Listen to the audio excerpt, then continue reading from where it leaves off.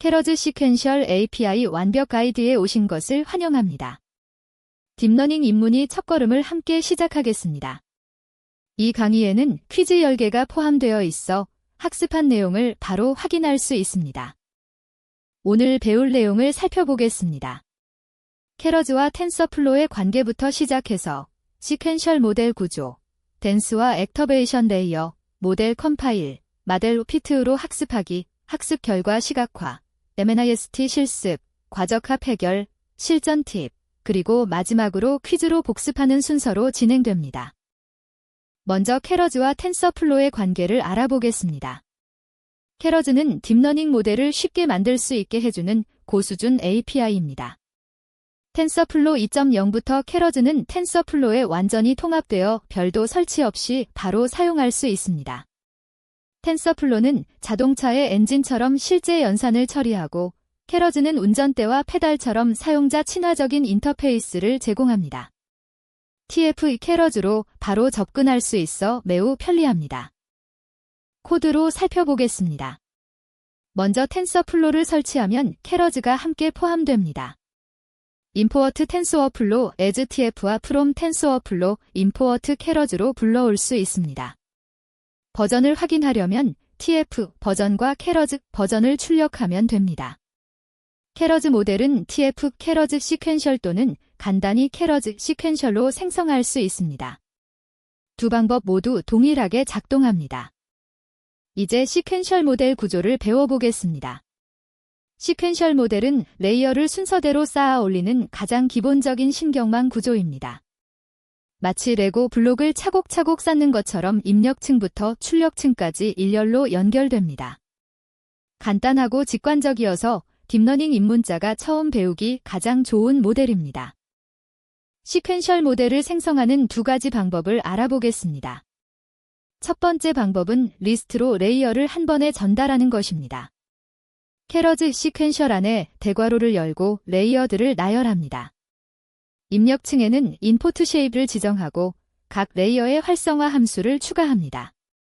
두 번째 방법은 add 메서드로 레이어를 하나씩 추가하는 것입니다. 모델 add로 댄스 레이어와 액터베이션 레이어를 순차적으로 추가할 수 있습니다. 인포트 쉐입가 왜 중요한지 알아보겠습니다. 첫 번째 레이어의 인포트 쉐입을 지정하면 모델이 입력 데이터의 차원을 알 수 있습니다. 이 정보를 바탕으로 각 레이어의 가중치 행렬 크기가 자동으로 결정됩니다. 예를 들어 인포트 쉐입 비즘 784로 지정하면 첫 번째 댄스 레이어의 가중치는 784 곱하기 뉴런수 형태가 됩니다. 이후 레이어들은 이전 레이어의 출력 크기를 자동으로 추론하므로 인포트 쉐입을 다시 지정할 필요가 없습니다. 댄스와 액터베이션 레이어의 역할을 살펴보겠습니다. 댄스 레이어는 YWX 플러스 B 형태의 선형 변환을 수행합니다. 여기서 W는 가중치, X는 입력, B는 편향입니다. 하지만 선형 변환만으로는 복잡한 패턴을 학습할 수 없습니다. 그래서 액터베이션 레이어가 리엘류, 시그모잇, 소프트맥스 같은 비선형 함수를 적용하여 모델이 복잡한 비선형 관계를 학습할 수 있게 합니다. 댄스 레이어의 액터베이션 매개 변수를 전달하는 방법을 보겠습니다. 첫 번째 방법은 댄스와 액터베이션을 분리하는 것입니다. 모델 add, 레이어즈 댄스 64를 추가하고 바로 다음 줄에 모델 add, 레이어즈 액터베이션 릴로를 추가합니다. 두 번째 방법은 댄스의 액터베이션 매개 변수를 전달하는 것입니다. 모델 add, 레이어즈 댄스 64 액터베이션 릴로처럼 한 줄로 작성할 수 있어 더 간결합니다.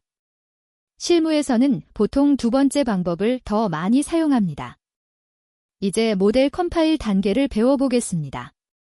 모델 컴파일은 학습 준비를 완료하는 단계입니다.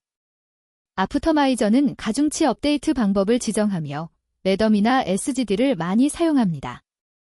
로스는 손실 함수로 다중 클래스 분류에는 캐터고리 캘크로스 엔트로피, 회귀 문제에는 MSC를 사용합니다. 매닉스는 모니터링할 평가 지표로 애큐러시가 가장 일반적입니다. 문제 유형에 따른 컴파일 설정을 살펴보겠습니다.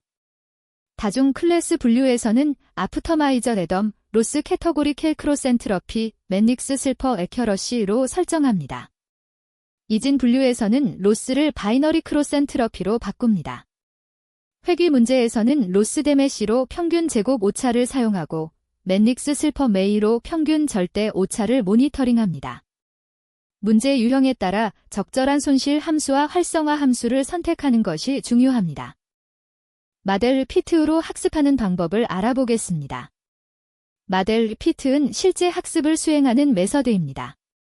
훈련 데이터 X트레인과 Y트레인을 제공하고 에퍽스는 전체 데이터를 몇 번 반복할지, 배치 사이즈는 한 번에 처리할 샘플 수, 밸러데이션 스플릿은 검증 데이터 분할 비율을 의미합니다. 모델 학습 코드를 자세히 보겠습니다. 히스트리 마델 피트로 시작하여 X트레인과 Y트레인을 전달합니다. 에퍽스 10으로 10번 반복 학습하고 배치 사이즈 32로 배치 크기를 32로 설정합니다. 밸러데이션 스플리트 0.2로 훈련 데이터의 20%를 검증용으로 분리합니다. 마델 피트는 히스트리 객체를 반환하며 여기에 학습 과정의 손실과 정확도가 기록됩니다. 히스트리 키즈를 출력하면 로스, 에큐러시, 벨로스, 벨에큐러시 키를 확인할 수 있습니다. 밸러데이션 스플리트의 역할을 자세히 알아보겠습니다.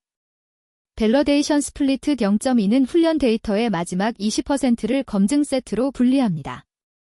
이 검증 세트는 학습에 사용되지 않고 매 에폭이 끝날 때마다 모델의 일반화 성능을 평가하는 데 사용됩니다. 훈련 손실과 검증 손실을 비교하여 과적합 발생 여부를 모니터링할 수 있습니다. 학습 결과를 시각화하는 방법을 배워보겠습니다. 매트플라트리브를 사용하여 학습 과정의 손실과 정확도를 그래프로 그릴 수 있습니다. 훈련 손실과 검증 손실을 비교하면 과적합 여부를 쉽게 확인할 수 있습니다. 훈련 손실은 계속 감소하는데 검증 손실이 증가하기 시작하면 과적합이 발생한 것입니다. 학습 곡선 시각화 코드를 살펴보겠습니다. 먼저 매트플라트리브 파이플라트를 불러옵니다. 손실 그래프를 그리려면 PLT 플라트로 히스트리 로스와 히스트리 벨로스를 그립니다. 슬레이벨과 일레이벨로 축 레이블을 설정하고 레전드로 범례를 추가합니다. 정확도 그래프도 동일한 방식으로 그릴 수 있습니다. 이 그래프를 보면 모델이 얼마나 잘 학습되고 있는지 한눈에 파악할 수 있습니다. MNIST 손글씨 분류 실습을 시작하겠습니다. 28x 28 픽셀 이미지를 시퀀셜 모델로 분류하는 실전 예제입니다. 2D 이미지를 1D 벡터로 평탄화하여 덴스 레이어에 입력해야 합니다. 28 곱하기 28은 784이므로 인포트 쉐입 비즘 784로 설정합니다. 0부터 9까지 10개 숫자를 분류함으로 출력층은 10개 뉴런으로 구성합니다. MNIST 완전한 예제 코드를 보겠습니다. 먼저 리스트, 로드 데이터로 데이터를 로드합니다. X트레인을 리쉐입으로 784차원 벡터로 평탄화하고 255로 나눠 정규화합니다. 모델은 128, 64, 10뉴런으로 구성된 3개 레이어로 만들고 각각 릴로와 소프트맥스 활성화 함수를 사용합니다. 컴파일에서는 애덤 옵티마이저와 스파우스 캐터고리 캘크로센트러피 손실 함수를 사용합니다. 마지막으로 마델 피트로 5회폭 동안 학습하며 검증 데이터를 20% 분리합니다. 과적합 해결 방법을 알아보겠습니다. 훈련 손실은 감소하는데 검증 손실이 증가하는 현상이 과적합입니다. 이를 해결하려면 어리 스타핑으로 검증 손실이 개선되지 않으면 학습을 중단하거나 드랍아웃으로 학습 중 일부 뉴런을 무작위로 비활성화하거나 L1 또는 L2 정규화로 가중치에 페널티를 부여할 수 있습니다. 가중치 업데이트 횟수 계산 방법을 배워보겠습니다. 가중치 업데이트는 각 배치마다 한 번씩 발생합니다. 6만 개 샘플을 배치 크기 32로 나누면 한 에폭당 1875번 업데이트가 발생합니다. 10에폭 동안 학습함으로 총 업데이트 횟수는 1875 곱하기 10, 즉 18,750회입니다. 이것이 확률적 경사 하강법에서 미니 배치 학습의 핵심 개념입니다. 실전 팁과 주의사항을 정리하겠습니다. 텐서플로 이 덱스를 사용한다면 캐러즈를 별도로 설치할 필요가 없습니다. 임포어트는 프롬 텐서플로 임포어트 캐러즈 형태를 권장합니다. 첫 번째 레이어에는 반드시 인포트 쉐입을 지정해야 합니다. 이 세 가지만 기억하면 캐러즈 시퀀셜 API를 효과적으로 사용할 수 있습니다. 첫 번째 퀴즈입니다. 텐서플로 2.0 이후 캐러즈와 텐서플로의 관계에 대한 설명으로 가장 정확한 것은 무엇일까요? 한 번, 캐러즈는 텐서플로와 완전히 별개의 라이브러리로 항상 따로 설치해야 한다. 두 번, 캐러즈는 텐서플로에 통합되어 TF 캐러즈로 접근할 수 있으며 별도 설치가 필요 없다. 세 번, 텐서플로는 캐러즈의 일부분으로 캐러즈를 설치하면 텐서플로가 함께 설치된다.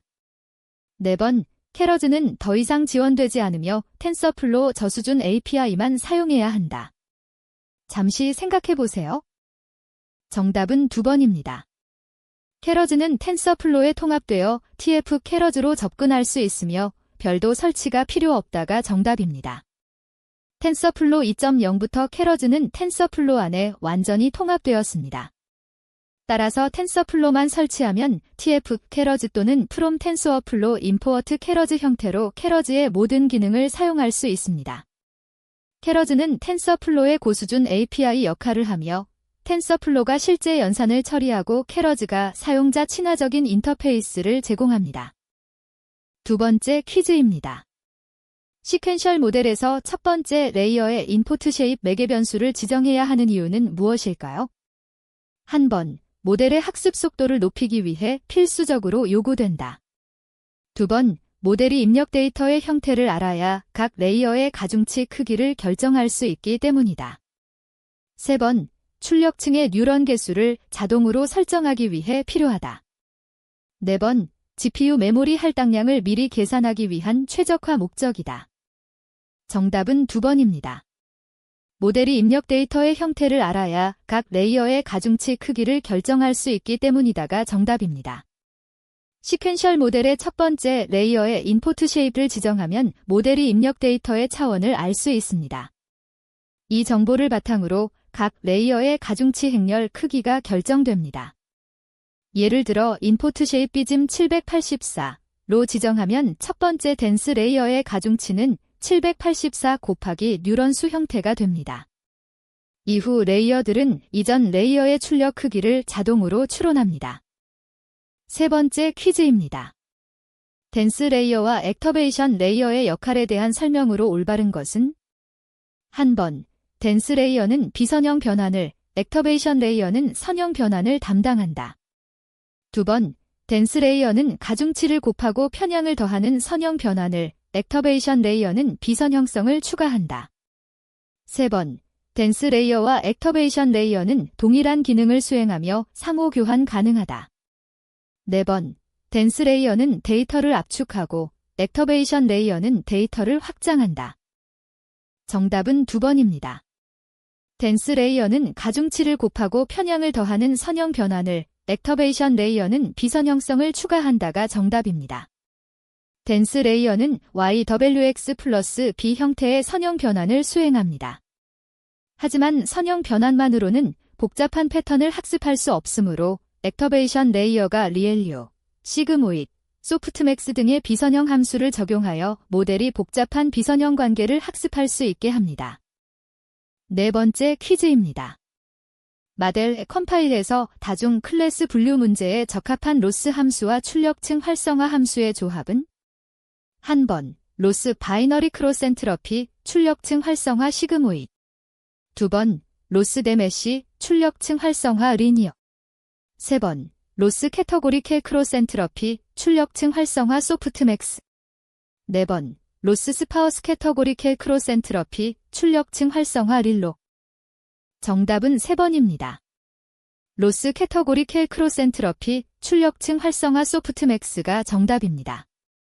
다중 클래스 분류에서는 캐터고리케 크로스 엔트러피 또는 스파우스 캐터고리케 크로스 엔트러피 손실 함수를 사용합니다.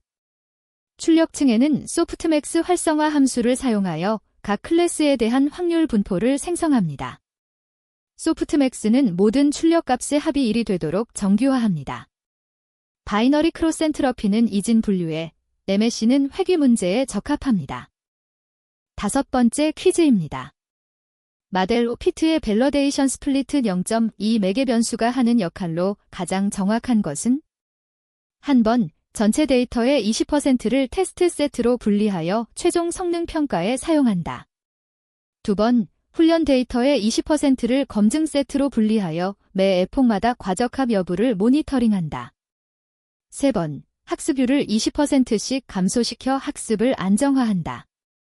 네 번, 배치 크기의 20%만큼 드롭아웃을 적용하여 정규화한다. 정답은 2번입니다. 훈련 데이터의 20%를 검증 세트로 분리하여 매 에폭마다 과적합 여부를 모니터링한다가 정답입니다. 밸러데이션 스플리트 0.2는 훈련 데이터의 마지막 20%를 검증 세트로 분리합니다. 이 검증 세트는 학습에 사용되지 않고 매 에폭이 끝날 때마다 모델의 일반화 성능을 평가하는 데 사용됩니다. 이를 통해 훈련 손실과 검증 손실을 비교하여 과적합 발생 여부를 모니터링할 수 있습니다. 여섯 번째 퀴즈입니다. 학습 결과 그래프에서 훈련 손실은 계속 감소하는데 검증 손실이 특정 지점 이후 증가하기 시작한다면 이를 해결하기 위한 가장 적절한 방법은? 한 번, 학습률을 높이고 에폭 수를 증가시킨다. 두 번, 배치 크기를 줄이고 더 복잡한 모델 구조를 사용한다. 세 번, 어리 스타핑을 적용하거나 드랍아웃, 정규화를 추가한다. 네 번, 훈련 데이터의 양을 줄이고 검증 데이터의 비율을 높인다. 정답은 3번입니다. 어리 스타핑을 적용하거나 드랍아웃, 정규화를 추가한다가 정답입니다. 훈련 손실은 감소하는데 검증 손실이 증가하는 현상은 과적합의 전형적인 징후입니다. 이를 해결하기 위해 어리 스타핑으로 검증 손실이 개선되지 않으면 학습을 중단하거나 드랍아웃으로 학습 중 일부 뉴런을 무작위로 비활성화하거나 L1 또는 L2 정규화 등을 적용할 수 있습니다. 일곱 번째 퀴즈입니다. MNIST 손글씨 분류 문제에서 28x 28픽셀 이미지를 시퀀셜 모델의 첫 번째 댄스 레이어에 입력하려면 어떻게 전처리해야 하나요? 한 번, 28x 28 이미지를 그대로 입력하고 인포트 쉐입 비즘 28로 설정한다. 두 번, 이미지를 784차원 1D 벡터로 평탄화하고 인포트 쉐입 비즘 784로 설정한다. 세 번, 이미지를 새 채널 RGB로 변환하고 인포트 쉐입 비즘 3으로 설정한다. 네 번, 이미지를 28개의 개별 행으로 분리하여 순차적으로 입력한다. 정답은 2번입니다. 이미지를 784차원 1D 벡터로 평탄화하고 인포트 쉐입 비즘 784로 설정한다가 정답입니다. 댄스 레이어는 1차원 입력만 받을 수 있습니다. 따라서 28x 28 크기의 2D 이미지를 784차원의 1D 벡터로 평탄화해야 합니다. 캐러지에서는 플래턴 레이어를 사용하거나 데이터 전처리 단계에서 리쉐입 -1 784를 적용합니다. 첫 번째 댄스 레이어에 인포트 쉐입 비즘 784를 지정하면 모델이 784개의 입력 특성을 기대하게 됩니다. 여덟 번째 퀴즈입니다. 아프터마이저 대덤과 맨닉스 슬퍼 애큐러시를 사용하여 모델을 컴파일했을 때 각각의 역할에 대한 설명으로 올바른 것은? 한 번, 애덤은 정확도를 계산하고 애큐러시는 가중치를 업데이트한다. 두 번, 애덤은 손실 함수를 정의하고 애큐러시는 출력층의 활성화 함수를 결정한다. 세 번, 애덤은 경사하강법 기반으로 가중치를 업데이트하고 애큐러시는 학습 중 모니터링할 평가 지표이다. 네 번, 애덤은 배치 크기를 자동 조절하고 애큐러시는 검증 데이터의 분할 비율을 결정한다. 정답은 3번입니다. 애덤은 경사하강법 기반으로 가중치를 업데이트하고 애큐러시는 학습 중 모니터링할 평가 지표이다가 정답입니다. 애덤 아프터마이저는 학습률을 적응적으로 조절하는 경사하강법 변형으로 손실 함수의 그레디언트를 계산하여 모델의 가중치를 업데이트합니다. 맨닉스 슬퍼 애큐러시는 손실 함수와 별개로 학습 과정에서 모니터링하고 싶은 평가 지표를 지정합니다. 애큐러시는 가중치 업데이트에 직접 사용되지 않고 학습 진행 상황을 추적하는 용도로만 사용됩니다.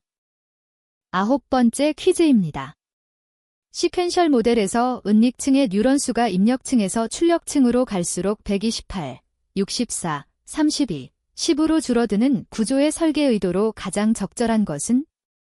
한 번, 계산 비용을 줄이기 위해 무조건 뉴런수를 감소시키는 것이 표준이다. 2번, 고차원 입력에서 점진적으로 추상화된 저차원 특성을 추출하여 최종 분류에 활용한다. 3번, 과적합을 방지하기 위해 뉴런수를 항상 절반씩 줄여야 한다. 4번, 역전파 알고리즘의 그레디언트 소실을 방지하기 위한 필수 구조이다. 정답은 2번입니다. 고차원 입력에서 점진적으로 추상화된 저차원 특성을 추출하여 최종 분류에 활용한다가 정답입니다. 이러한 깔때기 형태의 구조는 고차원 입력 데이터에서 점진적으로 추상화된 특성을 추출하는 것을 목표로 합니다. 초기 레이어는 더 많은 뉴런으로 다양한 저수준 패턴을 학습하고 이후 레이어에서 이를 조합하여 고수준 추상 특성으로 압축합니다.